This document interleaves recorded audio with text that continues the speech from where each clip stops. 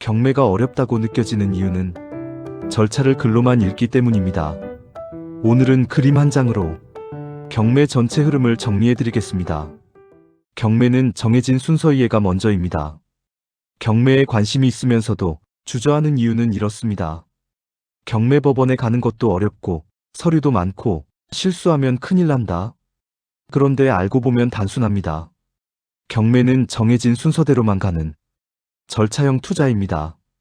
그래서 오늘 영상에서는 경매의 처음부터 끝까지 한 번에 보이는 구조로 말씀드리겠습니다. 경매 절차 전체 그림.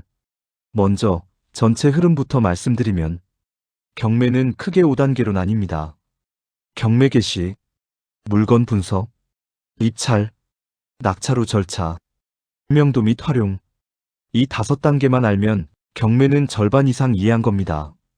화면에 경매 5단계를 쉽게 정리해놨으니 참고하세요. 이제 하나씩 살펴보겠습니다.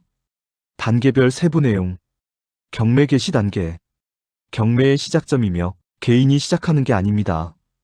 은행 등 금융기관, 채권자, 세무서 이런 곳에서 법원에 신청하면서 시작됩니다. 그래서 우리가 보는 것은 경매 개시 결정이 난 상태의 물건입니다. 이 시점에서 중요한 점은 이미 채무 문제는 발생한 상태이며 감정평가를 완료하고 법원이 관리한다는 것입니다. 즉, 법에 따라 움직이는 구조입니다. 물건 분석 단계, 가장 중요한 구간. 경매 물건 중에서 관심 있는 물건을 분석하는 단계입니다.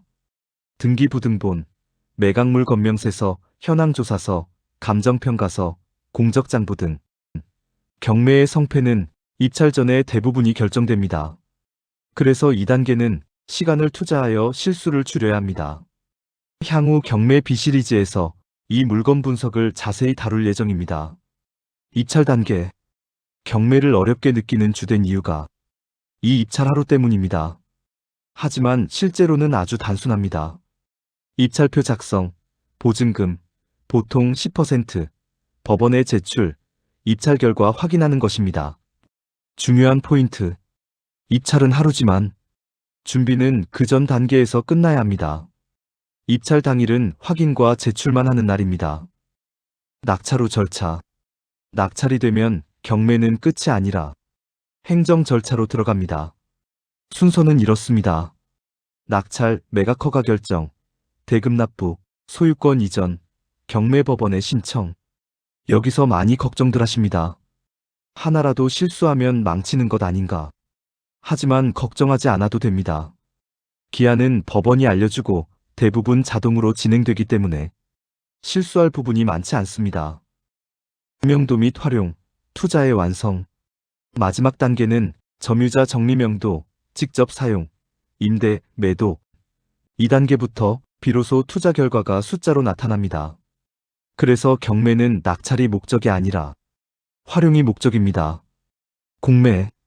공매는 출발점만 다를 뿐 전체 구조는 거의 동일합니다. 그래서 경매 절차를 이해하면 공매도 훨씬 수월해집니다. 다만 인터넷으로 진행되니 법원에 갈 필요 없이 집에서 입찰하시면 됩니다. 오늘 영상의 핵심을 정리해 보겠습니다. 오늘은 이것만 기억하시면 됩니다. 경매는 정해진 5단계 흐름.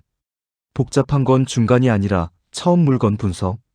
입찰은 하루, 준비는 그 전. 낙찰 이유는 행정 절차.